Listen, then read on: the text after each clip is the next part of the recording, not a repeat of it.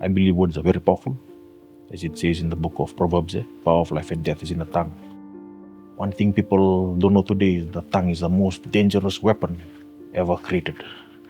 So we need to be careful with what we say to people.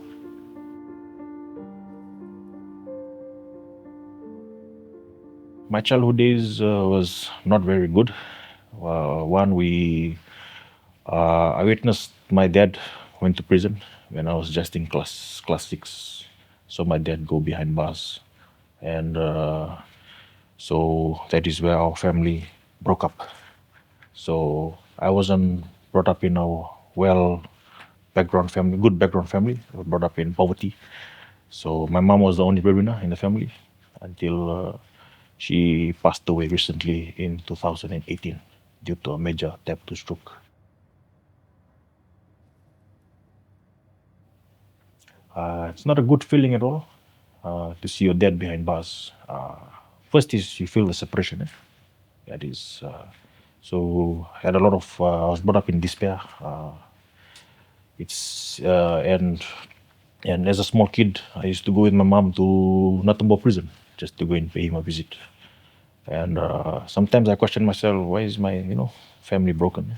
Why is this world unfair?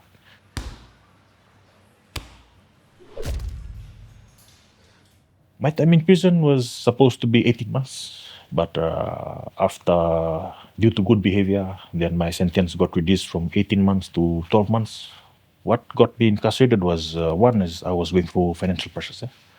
Because when you loan from people charge you interest. Or if you go to the bank will smack you with interest.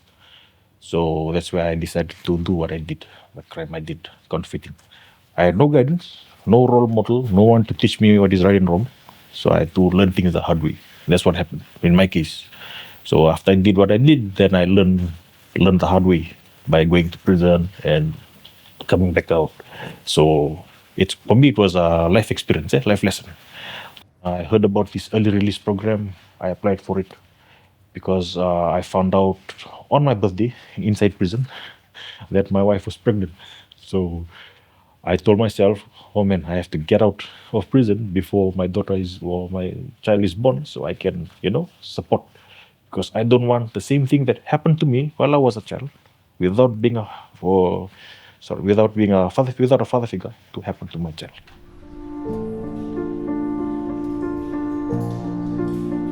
After getting out of prison, I still faced the rejection. Like I had a big fight with my sister, and she labeled me as an ex-con. I said, okay. So I'm still facing the rejection now, man. There's no love with the family. Emotional pain is more deadly than physical. Get it? Like if somebody punch you, you can go to hospital, recover. But emotional pain, when somebody hurts you, or curses you, or calls you something, that pain stays with you for a while. I struggle with hatred in the family. Yeah? People, the words they say, it never ends. Another thing I struggle with is when people bring up the past.